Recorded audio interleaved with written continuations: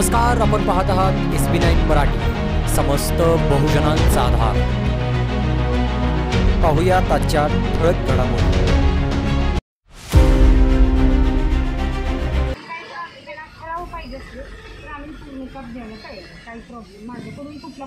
नाही मॅडम, पण अन्याय झालेला आहे जाणीवपूर्वक ह्या गोष्टीचं म्हणजे इथंपर्यंत आम्हाला बसायची वेळ येते म्हणजे जरा तुम्ही पण विचार करायला पाहिजे। ह्या गोष्टी सांगून सोडून तिथले तिथं होतच होत्या ना। त्या दिवशी मी बोलले होते त्याला, सांगितलं होतं भूखंडातला एक फंड आमच्यावर आलेला गटारीची मापं घेऊन पट्टीचा फंड गेलं भया कसा आहे ते अजून काम अजून कुठे दुसरं पण नाही।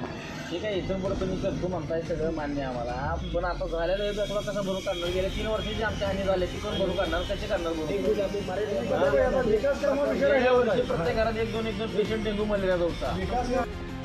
नमस्कार, मी सुजित खोत, आपण पाहतात SB9 मराठी। SB9 मराठीमध्ये आपल्या सर्वांचं स्वागत। आज पलूस तालुक्यातील अंकलखोप गाव या ठिकाणी आज आपण आलो आहोत। देशाला स्वातंत्र्य होऊन 76 वर्ष पूर्ण झाले, पण दलितांना कुठे ना कुठेतरी त्यांना बेकायदेशीर वागणूक दिली जाते। असाच प्रकार एक अंकलखोप गाव या ठिकाणी घडलेला आहे। आज आपण त्यांची थोडक्यात प्रतिक्रिया जाणून घेऊया। नमस्कार साहेब। नमस्कार। आज या ठिकाणी आंदोलन करण्यासारखी वेळ आपल्यावरती आली, दलित महासंघाच्या माध्यमातून आपण आंदोलन करताय, तर याच्या पाठीमागचं काय ठोस कारण आहे, किंवा तुम्हाला काय तुमच्या मागण्या पूर्ण केल्या गेलेल्या नाही आहेत, किंवा तुम्हाला बेकायदेशीर पद्धतीची वागणूक दिली गेली आहे, या संदर्भात तुमचं थोडक्यात मत आम्हाला स्पष्ट करा। आज अमरण उपोषणाचं कारण असं की अंकलखोपमधील वॉर्ड क्रमांक 2 मधील वारे समाज नवीन वसाहत पुनर्वसनमधली गेले आज पंचायत बॉडी 3 वर्ष कार्यरत आहे, तरीही कुठलंही विकास काम या अंकलखोपमधील 2 नंबर वार्डातील वारे वस्ती पुनर्वसनमध्ये कुठलंही केलं नाही। आज 3 वर्ष झाला भरपूर निधी येऊन गेला, पण कोणतंही विकास काम केलं नाही। तिथल्या गटारीचं साम्राज्य घाण पसरायला लागल्या, लहान मुलं आजारी पडायला लागले। गेले 3 वर्ष आम्ही दवाखान्याला पैसा घालून दमलो, आणि ह्यासाठी आम्ही अमरण उपोषण धरलेलं आहे। आणि आमची मागणी अशी की आमच्या वारे समाजात जी निवडून आलेली ती 3 सदस्य आहेत, जसं ते गुंडूपंत असतील आणि 2 महिला आहेत, जे कोळी मॅडम आहेत, चौगले मॅडम आहेत, यांचा राजीनामा घेतल्याशिवाय आम्ही ही अमरण उपोषण सोडत नाही। ठीक आहे साहेब, दिलेल्या माहितीबद्दल धन्यवाद। आज आंदोलनाच्या ठिकाणी आज आपण पाहिलं, त्यांच्याबरोबरच आज एक सहकारी आज आपल्याबरोबर आहे, त्यांची प्रतिक्रिया आपण थोडक्यात जाणून घेऊया। नमस्कार साहेब। नमस्कार।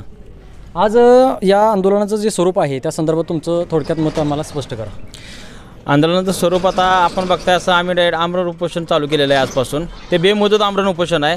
जोपर्यंत ह्या ग्रामपंचायत सदस्यांचा राजीनामा होत नाही आणि जोपर्यंत त्याच्या खुर्च्या खाली करत नाही तोपर्यंत आम्ही हे आमरण उपोषण सोडणार नाही, भले आम्हाला त्यासाठी मरणपत्र द्यावं लागले तरी चालेल। कारण आम्हाला आमच्या ह्या 3 वर्षाचे झालेला अन्याय आमच्यावर विकास कामांच्या बाबतीत, तो अन्याय आता इथून पुढे आम्हाला सहन करायचा नाही। त्यासाठी आम्ही रितसर ग्रामपंचायतीला पण मागणी केली होती, सांगितलं होतं, तरी देखील त्यांच्याकडून आमच्या तोंडाला पाणी पुसले गेलेले आहेत। आणि हे जे 3 निष्क्रिय सदस्य आहेत ज्यांच्या आता कारकिर्दी आपण 3 वर्षात बघितले, तर गेल्या 3 वर्षात ह्या आमच्या वारी समाजामध्ये 1 लाखाचा सुद्धा निधी आलेला नाही काम करण्यासाठी। म्हणजे विचार करा तुम्ही किती निष्क्रियता यांच्यामध्ये आहे। तर आम्हाला हे निष्क्रिय सदस्य नको आहेत, त्यांच्या राजीनाम्यासाठी आम्ही इथं बसलेलो आहे, आमरण उपोषण चालू केलेलं आहे आजपासून। ठीक आहे साहेब, दिलेल्या माहितीबद्दल धन्यवाद।